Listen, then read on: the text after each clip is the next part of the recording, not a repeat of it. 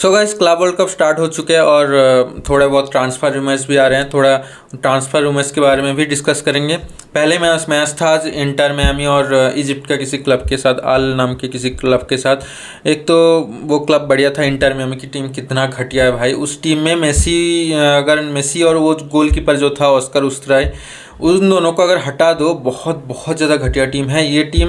अगर तुम किसी भी ओपोनेंट के साथ अगेंस्ट खिला दो, ये लोग मिनिमम 3-4 गोल हर एक मैच में खाएंगे।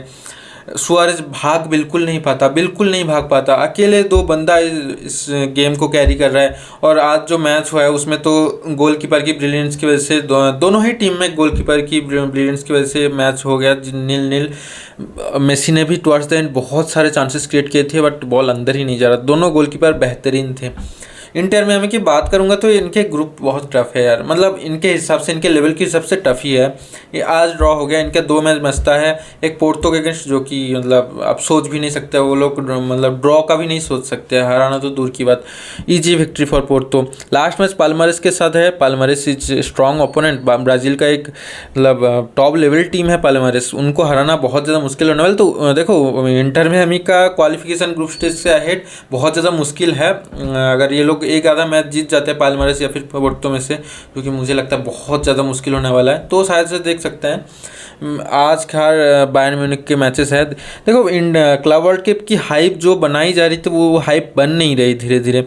वो स्टेडियम्स खाली पड़े रहते हैं। आज भी स्टेडियम पूरा भरा नहीं था। 60,000 फैंस आए ज़रूर थे, 60,000 थे, बट पूरा भर नहीं रहा। जो क्लब वर्ल्ड कप है, क्लब वर्ल्ड कप जो ऐड कर रहे हो आप, इसमें इतना बड़ा टूर्नामेंट है, फैंस ही नहीं भर पा रहे हो, तो थोड़ा तो दिक्कतें है ऑब्वियसली। थोड़ा रियल मैड्रिड जैसे टीम्स, जब चेल्सी जैसे टीम्स खेलेंगे तो उनके शायद से मैच सोल्ड आउट हो जाए। देखना पड़ेगा उनमें से। अगर सिर्फ रियल मैड्रिड के मैचेस ही सोल्ड आउट होते, उसमें तो दिक्कत ही बात है भाई। अगर एक ही टीम की मैचेस, तो फिर क्या फ़ायदा फिर क्लब वर्ल्ड कप पूरा कराने का। छोटी छोटी टीम्स मतलब इंटरेस्टेड ही नहीं है लोग।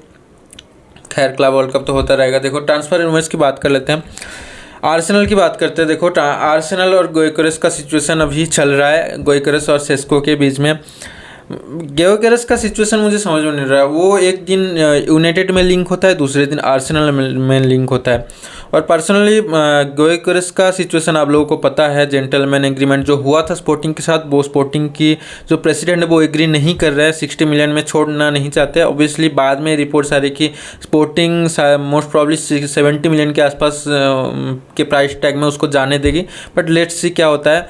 But as of now Arsenal are in the race of Benjamin Sesko and Gyokeres. मुझे लगता है गोइकरेस अगर वो लोग साइन करते हैं तो बढ़िया ही रहेगा, क्योंकि वो बंदा प्रूवन भी है। बट एक चीज़ है, देखो, पोर्तुगीज लीग में जितने भी बंदे खेले ना, उन पे आजकल ट्रस्ट नहीं करते। आप नूनेज की बात कर लो, लोगों ने देखा है नूनेज किस तरीके से फेल हुआ है। जाओ फेलिक्स की बात कर लो। ये सारे प्लेयर्स ऑर्डिनरी प्लेयर्स नहीं है। ये सारे प्लेयर्स 80, 90, 120 मिलियन के प्लेयर्स हैं। एंजो फर्नांडिस 120 मिलियन के प्लेयर्स है।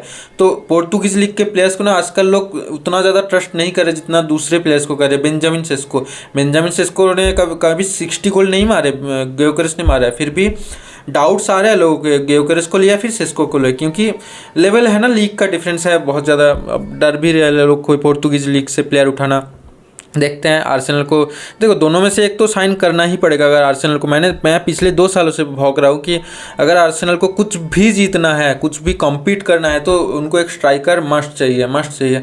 और मोस्ट प्रॉब्ली वो साइन भी करेंगे। और यूनाइटेड का मैं बता दूँ, यूनाइटेड का एमी मार्टिनेज के साथ लिंक हो रहा है। और अगर ओनाना को लीव करना पड़ेगा उसके लिए। अगर ओनाना लीव नहीं करता तो आप एक 60-70 मिलियन का गोलकीपर अपने टीम में रखोगे, तो एमी मार्टिनेज को साइन नहीं कर पाओगे। और वेजेस का भी प्रॉब्लम है, तो उसके लिए ओनाना को जाना पड़ेगा। अगर एमी मार्टिनेज को लाना है तो ये बहुत अच्छा डील होने वाला है। बाय द वे, अगर एमी मार्टिनेज, ओसिमेन के साथ बात हो रही है यूनाइटेड की, ओसिमेन हुई, अगर ओसिमेन की डील लोग पुल कर पाते तो ये गोइकरेस से भी बढ़िया साइनिंग होगी। यूनाइटेड जब गोइकरेस के साथ लिंक हो रही थी, उससे बढ़िया साइनिंग होगी ओसिमेन, मुझे लगता है। क्योंकि ओसिमेन को हमने देखा है, वो प्रूवन बंदा है। वो इटालियन लीग में खेला है, बारसा के अगेंस्ट भी खेला है। पर्सनली वॉच्ड हिज गेम, मतलब बढ़िया है। तो गोइकरेस से ज़्यादा बढ़िया डील होगा अगर यूनाइटेड ओसिमेन और एमी मार्टिनेज की डील पुल कर पाते हैं। और बाई चांस अगर एक भी कोई मिडफील्डर ये लोग लोन पे लाते ना, बहुत बहुत खतरनाक टीम बिल्ड हो जाएगी। कूनिया तो ऑब्वियसली आ चुके हैं अभी तक। मतलब यूनाइटेड नेक्स्ट सीजन मेरे हिसाब से अगर ये चार पांच प्लेयर्स पुल कर पाते हैं तो टॉप 6 टॉप 4 तो कम्पीट करना ही चाहिए। अगर ये भी इससे भी नहीं होता फिर तो अब मैं nothing to defend about Amorim, उसके बाद एमोरिम को अब डिफेंड नहीं कर सकते। हालांकि एम्बोमो की डील अभी तक आप लोगों ने सुना ही होगा, थॉमस फ्रैंक आने के बाद स्पर्स उस रेस में घुस गए तो वो लोग ज़्यादा ऑफर कर रहे हैं पैसा, देखते क्या होता है। एम्बोमो को अगर एम्बिशियस होगा यूनाइटेड के लिए तो वो आएगा, नहीं तो नहीं आएगा, सिंपल एज दैट, देखते हैं क्या होता है। खैर अभी तो मतलब बार्सिलोना की, अगर बैक टू बार्सिलोना की बात करें तो जोआन गार्सिया का डील कंप्लीट हो चुका है, आप लोगों को पता है। रिलीज क्लॉज हमने पे कर दिया और मोस्ट प्रॉब्ली 2-3 दिन के अंदर ही आपको अनाउंसमेंट वगैरह भी मिल सकता है। तो मतलब बार्सिलोना के लिए तो मैं बोलूँगा ठीक ठाक ट्रांसफ़र विंडो जा रहा है। देखो एज ए फैन मेरा अगर कोई ड्रीम हो तो मैं बोलूँगा एक लेफ्ट विंगर निको विलियम्स, अपना जॉन गार्सिया ऑलरेडी साइनिंग मतलब ऑलमोस्ट कंप्लीट हो चुका है, 99% बोल सकते हो आप कंप्लीट हो चुका है। उसके बाद एक ग्रिमाल्डो की जो बात हो रही थी, ग्रिमाल्डो का सिचुएशन अच्छा कि अगर जेरार्ड मार्टिन के लिए कोई ऑफर आता है प्रीमियर लीग क्लब से, वुल्व्स वगैरह इंटरेस्टेड है, अगर ऑफर आता है तो उसको सेल करेंगे और ग्रिमाल्डो को लाएंगे। दोनों का प्राइस टैग सेम है, जेरार्ड मार्टिन का भी 15 मिलियन का प्राइस टैग है और ग्रिमाल्डो का 18 मिलियन का प्राइस टैग, तो वो चीज़ हम कर सकते हैं, वो चीज़ पुल अप कर पाते हैं। तो it would be the 10-on-10 transfer window for me है। मतलब जो चीज़ें हमें चाहिए थी, हमें मिडफील्डर्स की ज़रूरत नहीं है, हमें राइट विंगर्स नहीं चाहिए, हमें नंबर 10 नहीं चाहिए, स्ट्राइकर की प्रॉब्लम है, I know that, but Ferran Torres Lewandowski मतलब वो डील कर लेंगे मुझे लगता है। अगर स्ट्राइकर चाहेंगे तो नेक्स्ट सीजन हमें जाना पड़ेगा मार्केट में, क्योंकि एक देखो स्ट्राइकर लेने के लिए आपको मिनिमम 80, 90, 100 मिलियन तक जाना पड़ेगा, उससे भी अहेड जाना पड़ेगा। 120 मिलियन तो प्राइस टैग अल्वारेज का है। तो मतलब अगर उस लेवल की साइनिंग करनी है आपको, इसाक लेवल की या फिर अल्वारेज लेवल की, तो आपको हेवी स्पेंडिंग करनी पड़ेगी, जो कि इस समर में पॉसिबल नहीं है। तो हमें इस पॉइंट ऑफ टाइम पे लेवा और फेरान टोरेस के साथ काम चलाना पड़ेगा। ओल्मो का फॉल्स 9 खिला सकते हो। अभी कल ही मीटिंग हुआ था राफिनिया और बार्सिलोना के बीच में, अगर निको विलियम्स आता है तो राफिनिया कहाँ खेलेगा, वो थोड़ा सेंट्रल पोजीशन पे आएगा। तो ये चीज़ें हम कर सकते हैं अभी के लिए। इस सीज़न मुझे लगता है हम अच्छे से डिलीवर भी कर पाएंगे जो चीज़ें हमें चाहिए, एक लेफ्ट विंगर, एक गोलकीपर और एक लेफ्ट बैक।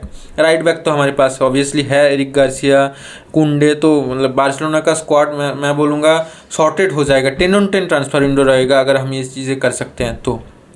खैर इस वीडियो के लिए इतना ही। अगर आप लोगों को वीडियो पसंद आए तो प्लीज़ वीडियो को लाइक कर दीजिए, चैनल को सब्सक्राइब कीजिए। मिलते हैं नेक्स्ट वीडियो के लिए, तब तक के लिए गुड बाय।